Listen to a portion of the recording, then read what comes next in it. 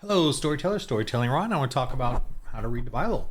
What's in the Bible? What the heck? Look at this. Ooh, sheepskin, fancy legacy standard Bible. It's from Grace Community Church, which is my former church I've been going to. Ooh, it's got the nice. I haven't read this one yet. I am reading this one right now, the Henry Morris Study Bible, and it's a King James version. I'm actually reading the King James version. And a study Bible is really what you should start with. And because you read like I read one chapter at a time, and then there's notes on the verses and explains contextually like the history and what's going on and what this means and what it's referring to. Also, at the beginning of each book, each book is an explanation of the book, like like the historical context, who wrote it, what are some of the meanings and the overriding themes of it. So that's really a good way to like get an understanding of each section. But I want to just go over quickly in my goofy way the Bible and like what's going on here. What the heck is going on with this thing? Just so you can an aerial down view. So let's get to that real quick. This is a Bible Hub, which I really like. I like to go here to reference stuff and just we Christians don't do a phone game or whatever that crap that they're the left and the atheists and the Democrats lie. Yes, I'm very politically blah and ranting. We Christians are historians, we're linguists, we really love this kind of stuff, and we're the ones that built all the universities. We're the ones that church planted across Europe, the white area, because Islam had wiped out the churches in Africa and the Middle East. Thusly, it's not because of the white skin that have white supremacy or whatever. It's because the churches survived there. That's where they survived. They were not wiped out. The devil did not get in there. Jesus stopped it from there. And anyway, another little rant. But as you can see here, there's all these different translations of the Bible. And why are there different translations of the Bible? Why? Because we're human beings. We all we love variety. We love color. We love a different way of translating. And let me just show you real quick. Here, Genesis 1:1. Where am I? Okay. So this is. Let's go to. There we go. Chapter 1. Let me go to verse. Just chapter 1.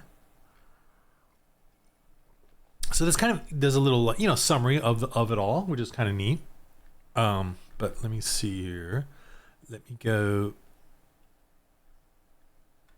What was going on here? Let me just go to ESV and then hit 1, the verse 1 here, and see. Here you can see there's a translation cross-referencing, comparing and contrast of all the different translations. So we Christians know the different translations, and we know which ones are there and what to do with them, and who's doing well and who's being corrupted, who's blah blah blah. Okay, look, cross-reference. So we are not idiots when it comes to the Bible. We know, and the Bible can survive different translations. It can take the cuts, the burns, the attacks, the wounds, the smuggling, the everything, and it can still survive. And God has set this up. Okay, if I wanted to make a legacy, have a legacy for my children, would I make a movie? Would I do a painting? No, I would write a book. That's the best way to explain to your children your legacy of who you are. So I would recommend, if you're a new person, to read the English Standard Version if you're from England, or if you like the OURs, or the New American Standard, which is this one right here, the New American Standard Bible. I like those two, and I really like the New American Standard. It's funny, Legacy is the one that comes from my church, from this. It recently just got finished under the late Pastor John MacArthur, but they're at the seminary. They all did this new version. I kind of like the New American Standard better now, and here's an example of why I like it better. I think the Legacy Standard Bible is probably a little more accurate in its translation, but I feel like the Hebrews wrote something like that could be, for an example, that could be dangerous, or there is danger ahead, right? So let's say that's what they wrote, and the Legacy accurately translates it, whereas the New American Standard says it is terrifying up ahead. It is terrifying. There's terror up ahead. I feel like the New American Standard is a little more intense in its translation. Maybe because we translate it in our comfortable air-conditioned rooms, and we don't need the regular Like, I think the Hebrew just wrote it like there's danger ahead because they already knew about danger and lived in it. And so the legacy is just copying that. But I think the New American Standards really kind of adds flavor to the words, because, and the reason I know that is because they would switch to Legacy Standard at church and they would read things, and I'd still have the New American Standard, and so I would read it and go, what they're saying is right, but I like the poetic intensity of what I'm reading here in New American Standard, Anyway, there's that. Okay, let me just go a quick overview of the different books and what the heck they mean. And the way I want to do it is, I don't know, how do I want to do this? Okay, I really like this timeline here, but let me explain. The Bible is broken up into a bunch of books, right? And actually, let me go through that real quick. Oh no, I'm gonna go through this. Nah, I want to go. Which way do I want to do? All right, let me just stick with this. So the Bible has like Genesis, and then it has Exodus, and all these different chapters, right? So here's what I like about this timeline that's in here. But you need to understand this about the Bible. There's a lot of timelines and cross-referencing of different periods within the different books. Even though you think you're reading the book in a sort of a chronological order, you're not. It's got some mixed, parallels and cross references, and that's great. That's good, because what it means is, for historians and linguists, they can compare and contrast the different takes on historical accounts and make sure that they're accurate. That's the best way. So, for instance, in the New Testament, Matthew, Mark, Luke, and John is all the story of Jesus. So you have 4 different versions, witnesses of the story and accounts. And Luke is actually him. He never met Jesus, and neither did Mark, I believe. It's Matthew, Mark, Luke, and John. Okay, Matthew and John knew Jesus. They were apostles, but Mark was not. He came in later, and same with Luke. And Mark, I think, was the assistant of one of them or something, of John or something, or someone. But anyway. But Luke, he came after Jesus already gone, and he was a Greek doctor, and he invested like a reporter. He did like a investigation with all of the, witnesses, and then wrote Luke, which is the account of that he got from all of them after Jesus's crucifixion and then resurrection. See, so it's kind of amazing. And so those 4 accounts are different cross references. So as historians, that's awesome. As linguists, that's awesome, because then you can. You have, confirmations and stuff of the story, and none of them should be accurate, like, to each other. Like, they should always have a different point of view. So here's a great example. When a policeman does a car accident, and a policeman gets witness accounts of what happened, all the witnesses are going to have a little bit different accounts of what happened, from where they saw it and when they saw it and how they saw it. And okay, so that's really cool. And all these books too, all these are written by so many different authors. I really want to go through. Oh, here it is. I just clicked on it. So here is the Old Testament: Genesis, Exodus, Leviticus. Going down, and again, they all cross-reference. And here at the bottom, starting around year-ish, all these names at the bottom of the Old Testament. I'm kind of blocking it there. These are all prophets, right? At the end, and they're all pretty much lamenting. It's pretty rough read, but they're all lamenting because they're all really within the this period here at the end of Israel, and then Israel's downfall, and then their imprisonment in Persia or whatever, and then their return, which was very terrible and struggling as well. And so all these prophets are in that period, and they're all, it's very sad, tinge of hope, tinge of relying on God, but very like, we warned you. So that's really interesting, like that, in that sense, like how this works. And these are kind of historical accounts, and then it starts to get it mixed in with other little tells that are intermixed in the historical accounts. So just be aware of that. That's the thing when you're reading these, and you need to understand that, because it can get confusing. And I like to like the first 5 are called, what are they called? There's something Moses books or whatever. He wrote most of them, or him and the priest or whatever together. And a lot of it's oral accounts as well from before Moses. So the first 5 are called the something. Comment below if you remember. Anyway, but they're very. I think they copied fairy tales. In other words, I believe fairy tale people that wrote fairy tales, I think they copied the first 5 books of Genesis, the style of writing, because the style of writing is very sort of, it's quick and it moves along very quickly, and it just sort of says the surface things that need to be told about that period, So it was obviously many of it was tales carried forth generation after generation. So there was oratory, whatever it's called, when you remember stuff from generation to generation, told through oration, through talking or whatever. Anyway, that's in Genesis. Exodus, obviously, this is their account. Moses and Leviticus and Numbers and Deuteronomy. Okay, here Leviticus, Numbers, and Deuteronomy that's when you start to I don't know if I can read this thing, because Genesis has it's very fairy tale, the storylines and stuff, and I'm not saying fairy tale like it's fake. I'm saying God taught us how to write stories. And I'm going to get to that as we go along. God taught us how to write stories. He taught us how to write stories. He taught us about metal. He taught us about music. I'm telling you, from Genesis on. Everything that everybody is interested in is in there. Like architecture, art, crafting, metal crafting, music, songwriting. Everything is in there. From 4,000 BC, 3,000 BC, 2,000 BC. Everything is in there that we take for granted today as far as art and creation. And there's a portion there where I was like, I am so bored with this, like in Leviticus or whatever. And it's discussing how to build the temple, like all the pots and architecture and the rituals and stuff. And I'm like, oh, wait a minute. God is teaching us about rituals and stuff. And, we don't need rituals now, but he's still teaching us. He's teaching us, baby steps. The animal sacrifices is the one he taught us. And we don't do animal sacrifices now. And why do we do it then? Because he's baby steps. Back then, we needed to show our love for the Lord. So he was teaching us how to do that in the physical world, And now we don't need to do that because we're more educated or more, and even education is in there, like teaching education. So it's just amazing that he's basically building a society with us and teaching us how to do it as he goes along. And there's even medicine.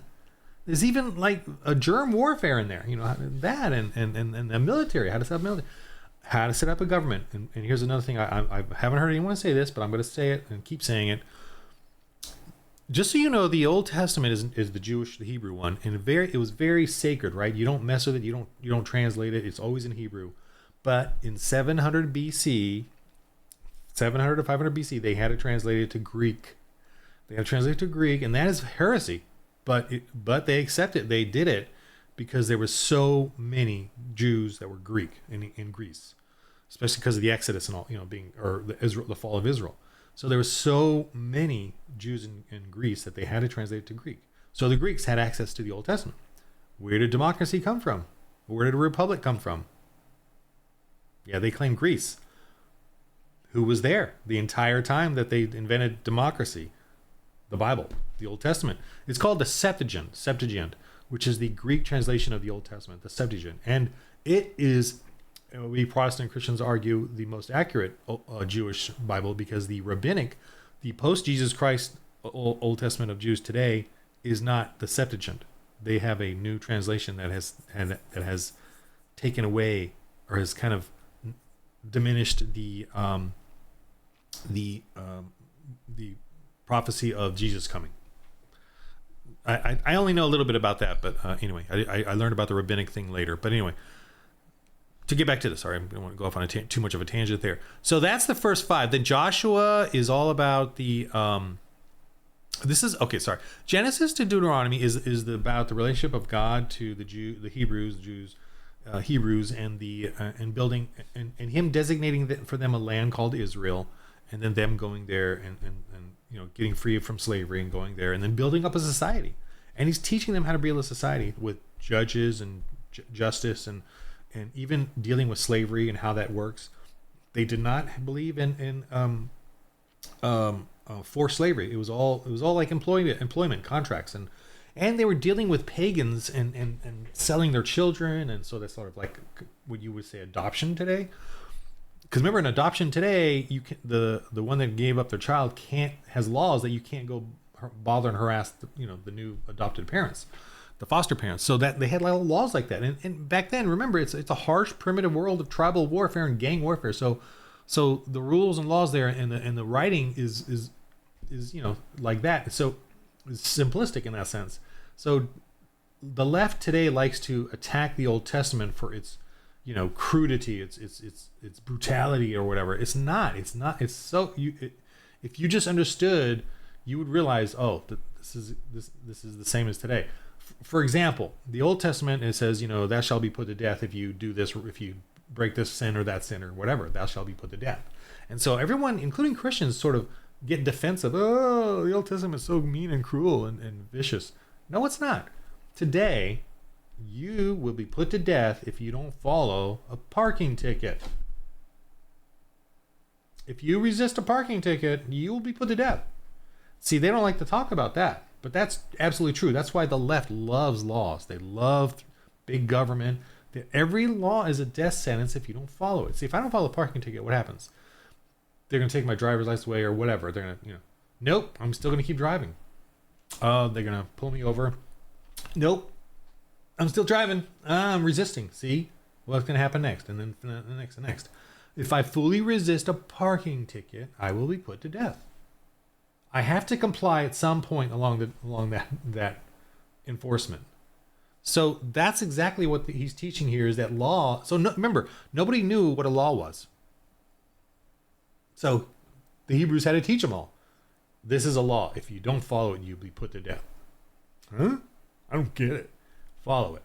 Now, this is a thing too. There's animal sacrifices in there. So if you break a law, you don't just be put to death. You could go and show your, give an animal sacrifice to the priest and show your contrition. You're complying with the law now.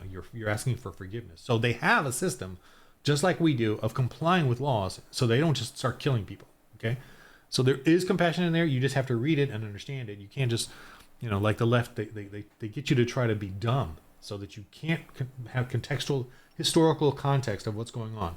Don't have chronological snobbery. Like chronological snobbery is me living in my air-conditioned room, judge the Old Testament, in their harsh, gang, brutal, tribal warfare of the time and what they had to deal with. Okay. Same with sexual things, same with women and slavery and all that. They were trying to figure out ways to make it compassionate in a harsh, brutal, tribal gang warfare world. Okay? And everything makes sense if you just are not a damn left-wing snob. All right. Also, Judges, here's something I like to say. I like to say that the first 5 books are kind of like fairy tale stuff. Joshua is just epic. Judges is hilarious to me. It's David Lynchian. I don't know if you know David Lynch and his films, but think of just any kind of like Pulp Fiction, murder, mayhem storylines where things go awry and bad. Judges is kind of like that. It's got all these crazy stories in it, and it's basically them becoming Israel and not knowing how to do it and screwing up. And that's that story. Ruth is a wonderful little romance. It's actually a romance. It's teaching us romance. It's teaching us a love story, a compassionate love story. It's teaching compassion, and that's an amazing. So when you read that, when all the people read that, they learn compassion. They learn of a man and a woman and wanting to be compassionate. Okay. After Ruth, so Samuel and Kings and Chronicles here is this is Shakespearean. Samuel is Shakespearean. I think the Bible copied Shakespeare when they wrote this down. Well, I think Shakespeare really got a lot of his influence from Samuel. Not that I'm a Shakespeare expert, but Samuel is about the story of David and then his King Saul, and then David and all the like backstabbing and loyalties and friendships and politics, of it all. So it's very intense about King David, about David becoming King David and all that. So, and then Kings and Chronicles is a mix of all kinds of depressing stories of Israel and the different kings. And this is something amazing about the Bible. The Bible dogs the kings and the priests. So the Bible criticizes all the Jews in power. So to me, this is not a book of like high Jewish priests trying to manipulate, because the high priest Jews or Hebrews were, and Jew is the more modern term of Hebrew, by the way, the surviving tribe or whatever. But anyway, the Hebrews were totally dogged, and the people of power, so criticized all the time. Anyway, so Samuel and Kings and Chronicles, Kings and Chronicles especially, are all about Israel, the different kings and what happened and the failures, and Israel and the Hebrews are constantly becoming pagan, constantly sacrifice. Oh, this is something that's mentioned throughout, replete throughout, and no one seems to mention it, at least not very, very rarely. They sacrificed their babies. It was huge in the pagan world. Mounds, valley of bones, and today we have a horrific amount, and God said, please stop doing that. Stop murdering your babies. He's trying to bring life into the world, and we just murder them. And even today, I believe we're murdering more babies than people are dying naturally. So that's the power of man over God, murdering our own babies in the mother's womb. So back then, same thing. They kept falling away from God and murdering babies. That was their to other gods, very depressing. Ezra, let me get off of that right now. Ezra, Nehemiah, Esther, these are all like stories. They're all like Esther is Ezra and Nehemiah. I'm not really sure what they're prophets. Anyway, I'll get to that. Job, I love Job. Job is awesome. To me, I always envision Job as an off Broadway play, where they're a bunch of actors doing these long monologues, and I always envision, and then when God comes in, I always envision it as like, college kids right out of college trying to do all these special effects using warp metal and wood panels and lighting effects and plastic, flare. That's the way when I read Job, that's the way I look at it. And Job is amazing. I really love Job because it's actually, I'll show you in the timeline, but it's actually earlier. It's somewhere in over here and up there. But for some reason it's down here, which is whatever. This is just where they placed it. I think once they get through the storyline of although Ruth is different. Once they get through the storyline of it all, they start really going into like just cross-referencing stuff here. Because in Chronicles is King Solomon, and then his stuff here, Proverbs, Ecclesiastics is goes over here. Psalms is a lot of David. Psalms is songs. Songs is a bunch of songs. Now, in the original Hebrew, the songs were like rhymed, or they had, phonetic things going on there. But obviously, when we translate it, we can't have them rhyme. So the Psalms are just written for us. But you can actually make songs out of them. This is kind of what their intent was. Proverbs is wisdom. Ecclesiastes is Solomon's sort of confession of his own ego, and then his own humility and humble. And remember, Solomon. Okay, here's something that makes me believe in the Bible even way more than many other things than what the atheists do all the time. They say they all are such individuals, but they all say the same stupid stuff. King Solomon is the guy of wisdom. He's the hero of the Bible that has wisdom and success. He was the biggest success of Israel. He wrote Proverbs, which is our book of wisdom. He wrote Ecclesiastes, but he was amazing. He was given the gift of wisdom by God. Okay. He failed. David was given the heart of God. He failed. He murdered. He became a murderer and a rapist or whatever. Solomon became like a porn addict. He was a porn addict. He had hundreds of wives, hundreds of concubines, and he forgot God. And I'm assuming, though, with Ecclesiastes, he in the end returned to God. I think now that he did, but he failed. He became so into his pagan wives and porn and sexuality that he left God for many, many years. And I'm maybe at the very end he returned. I don't know. I'm not exactly sure where Ecclesiastes anyway, but whatever. But so here we are creating this religion to manipulate you, and yet here we are with an account of Solomon who failed as the man of wisdom of our story, So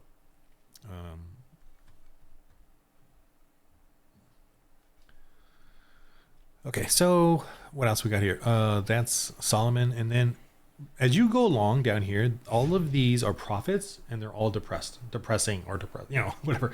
But read them. They're like bits of joy and stuff. But anyway, they're all talking about God. Sorry. Back to Job. Here's what I love about the Bible and about us Christians, and we get to know who God is, and we get to know him personally as Jesus in the New Testament. We get to know who God is. He's not a mystery to us. If you really delve into it, you get to know him. You get to know his attitude, the way he talks. He said, God says, I'm a jealous God. I'm a jealous God. He says that. And I'm a loving God. He loves us. He created us. He created this world. He created the evil. He created everything to see how we do. But we have a heaven. He's telling us. He's telling us everything. He's saying this is a matrix. He's saying there's a heaven, there's a hell. He's telling us everything. And he laments. He laments for us. He cares for us. So you just have to believe, though. You have to believe in him, and that he came down. He suffered. By the way, he experienced torture and pain and death as Jesus. So we have a God that we can know. You can know him. And that's what fills us with joy. We know him. We know what he says. In Job, he talks for several chapters, just him. And it's amazing what he says. It's amazing. Stuff that you and I we can't know. The people back then can't know these things, these facts, these things. Yeah. You're missing out, man. I would not, though. You cannot read Job. Don't just go straight to Job. You got to wait. You got to build up. That's what I like about this too. It builds up slowly. I mean, and God talks throughout here, by the way. He talks. There's quotes, and it's wonderful. It's a wonderful, I like starting at Genesis and going through, but it's long, the Old Testament. It's brutal, long reading, but I love it, man. I love slowly learning who God is. And I've read through this several times now. So chronologically, I'm still going through it chronologically right now. Anyway, so let's get to the New Testament, and I'm going to go through this quickly. But Matthew, Mark, Luke, and John is about Jesus, and then Acts is right after Jesus rose and told them what to do. So they went crazy, exploding the church. Romans is about that as well. Continue on, and about Paul becoming part of the apostles. What's funny, in a way, is that they had 12 apostles that followed Jesus around. Well, 11 in Judas, and then 12.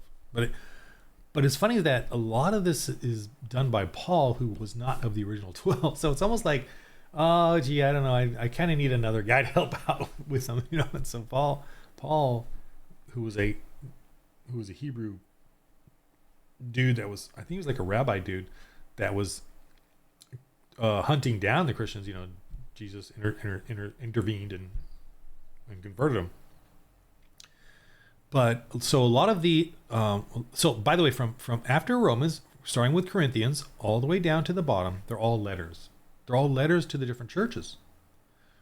So these are all letters explaining to each church what's going on, what are you doing, here's the lessons, and here's who Jesus is, and what's happening is all the apostles that are alive, that are still doing their things, are building churches, planting churches, organizing the Christians, and the churches are all having problems and fighting and helping each other or not helping each other, including the apostles and then their disciples.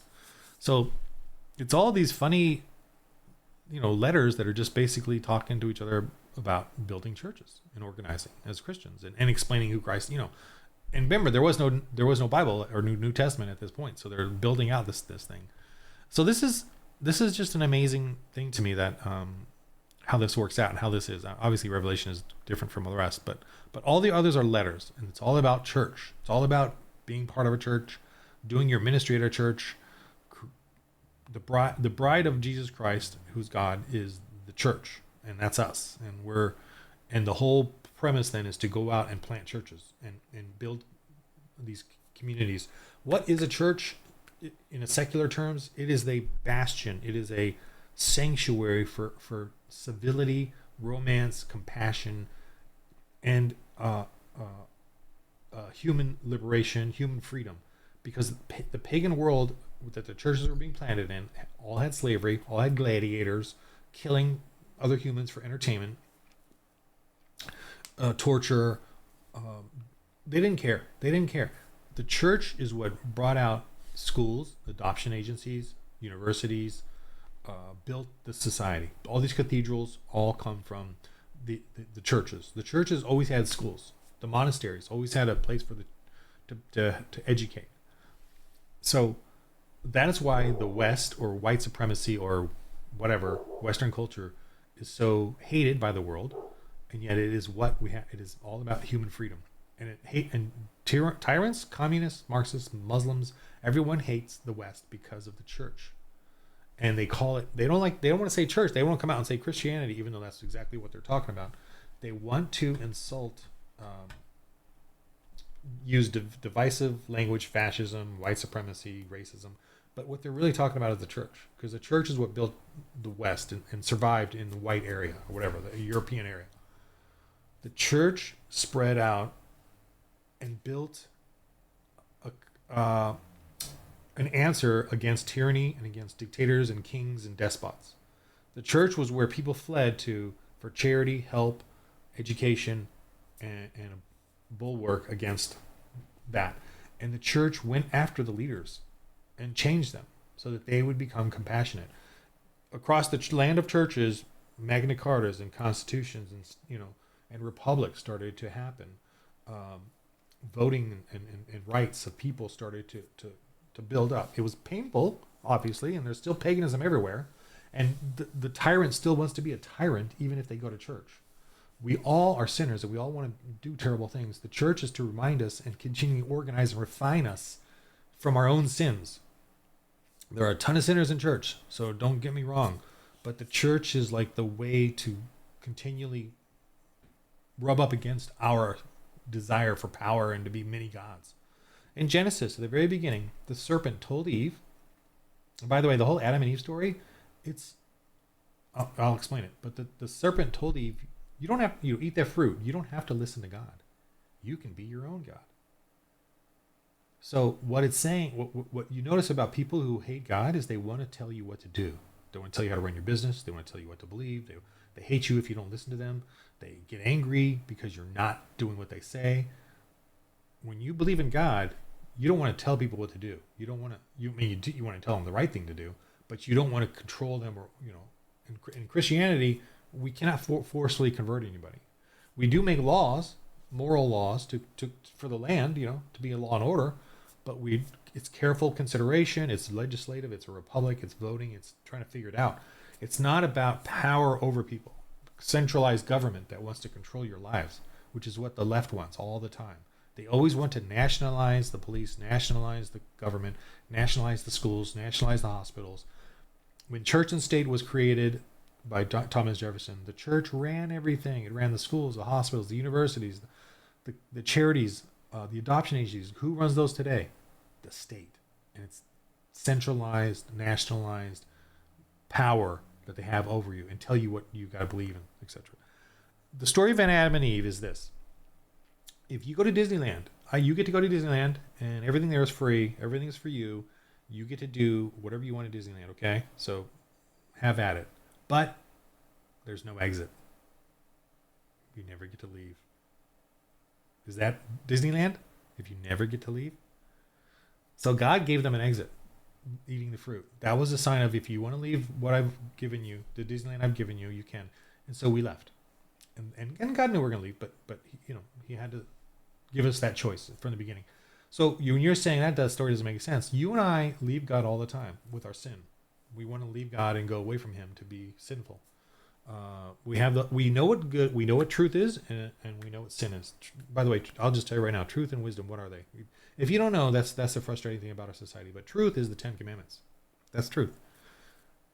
Honoring the mother and father, about marriage, about family, about national commitment. Honoring the mother and father, and the national commitment adultery is about taking care of children. It's about marriage. Sexuality is a sin. Those cover everything. It's amazing. The very first commandment is not you have to believe in God, but you shall not have any other gods before me. So God never tells you have to believe in God. He just says you can't worship anything else then. But we do. Anyway, the 10 Commandments is the truth of our lives. Thou shalt not bear false witness is a truth. But we do. The left, slanders all the time. Always accusing people of false crimes and fascism or whatever. So truth is the Ten Commandments. You can line up everything on against that, but that's not bear false witness about science, but we do all the time. What is wisdom? Wisdom is in Proverbs 2.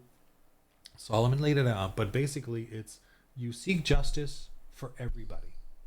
You seek justice for your side and the opposing side, not just for your side. The left only seeks justice for their side, so that's not wisdom at all. That's not justice. That's evil. That's tyranny. We try to make it fair for everybody. And so that's wisdom. You care about everyone's justice, not just your side's. Okay, so that's my take on the Bible, how you can read it and enjoy it. Put yourself in there in the context of the history, and you have to go to church. The reason you have to go to church and do Bible studies, it's not a have-to commandment. It's to read the Bible. And this is the point. When you go to church, the pastor should be opening this up and reading a decent block of it and then going through it. To me, that is the best type of sermon. If they pick like a theme, a topic, and then they sort of pick a couple of verses out of it and they tell them their life stories or whatever, that is not a good pastor, in my opinion.